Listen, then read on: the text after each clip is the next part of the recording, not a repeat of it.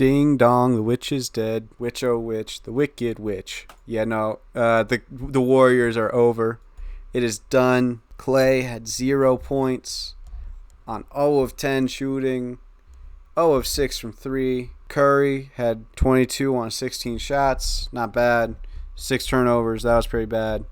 Draymond had 2 threes. It still wasn't enough. The Warriors are over. The dynasty has officially come to an end. The Sacramento Kings have advanced to the second play-in game, and the Warriors are going home. They're going to Cancun. Klay Thompson is probably gone. Chris Paul is probably gone. They are done. Over. And I couldn't be happier. I've been tired of them. They victimized half the league. They've been doing this for a decade. I was tired of it. And boy, am I glad to see that the Warriors era is finally coming to a close. Steph, what happened? Draymond, what happened? What happened is Keegan Murray hit 8 threes on them. What happened is Keon Ellis ripped Steph like 3 times. He had 3 steals, 3 blocks, 5 assists, 15 points, 5 of 8 from the field, 3 of 4 from 3. In 2015, he had a tweet that said Klay only got 5 points and that he was sorry. And he locked him up tonight. He locked up the Splash Bros tonight. Man, this is what a time to be alive, huh? In memoriam. This is a weird time. We've never known an NBA in the last decade where the Warriors weren't contenders, or at least thought to be contenders. And now we were at the precipice of looking over the horizon, you know. Klay Thompson's a free agent. He's probably leaving. They couldn't extend him earlier in the season because he wanted too much money, and he's probably gone. Steph, I mean, he's still going to be good for years and years and years. Draymond, I mean, he's still good, but he's not what he once was.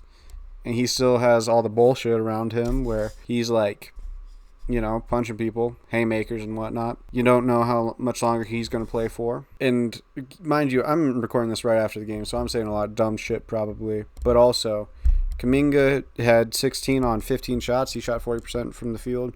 He didn't look great. Podziemski didn't really do much. Trace Jackson Davis only played 10 minutes for some reason. I think he got hurt maybe. 2 points. You know, he wasn't bad when he played, but he only played 10 minutes.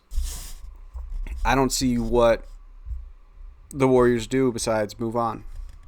They're not going to fully move on. They're going to keep Steph, you know. People like Steph don't get traded. With the legacy of what they mean to the city, they don't get traded.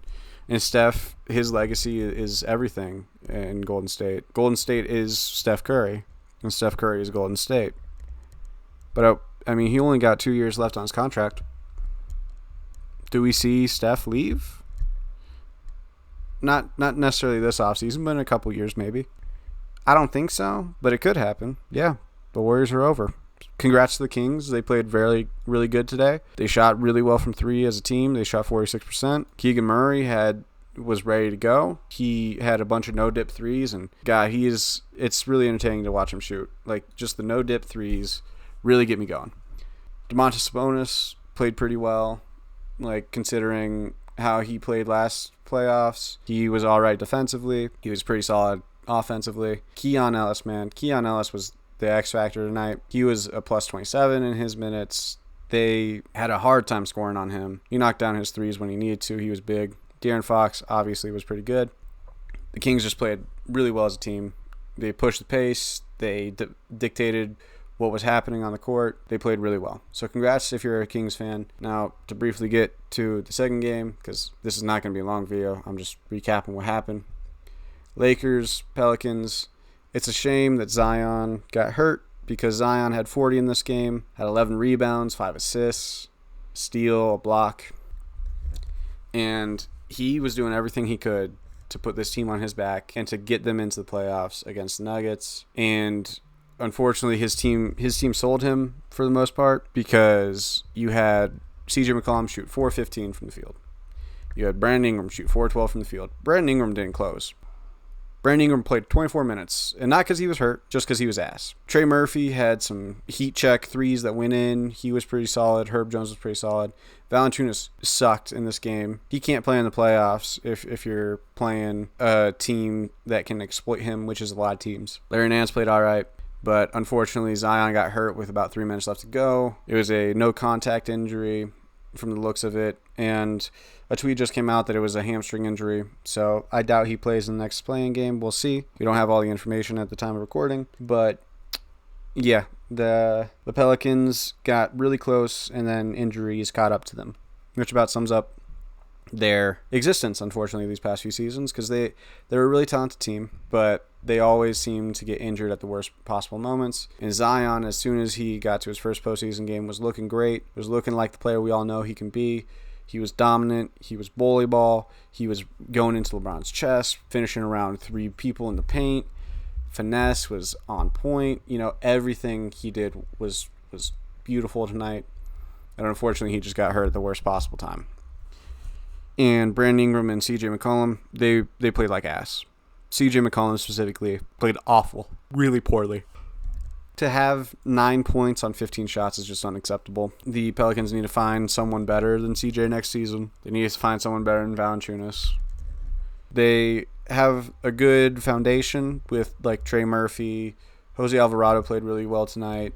Zion, obviously. Herb Jones. They have a good foundation, but they need different pieces to retool around, I think. And they also just need better injury luck. The Lakers won tonight largely in due to D'Angelo Russell, due to, Austin Reeves shooting well. AD and LeBron both didn't play particularly well. LeBron better than AD, I guess, because he did have 9 rebounds, 9 assists, 3 steals, 2 blocks, but he shot 6 of 20 from the field, 30%. AD shot 6 of 16, 37%. And this sets them up for another first-round match against the Nuggets. So if I'm going to take a stab at that series, I'm taking Nuggets in like 5. Wouldn't be surprised if it's 4. But I out of respect, I'll give LeBron a game. But yeah, this game really was just, hey, who's playing the Nuggets getting whooped in the first round?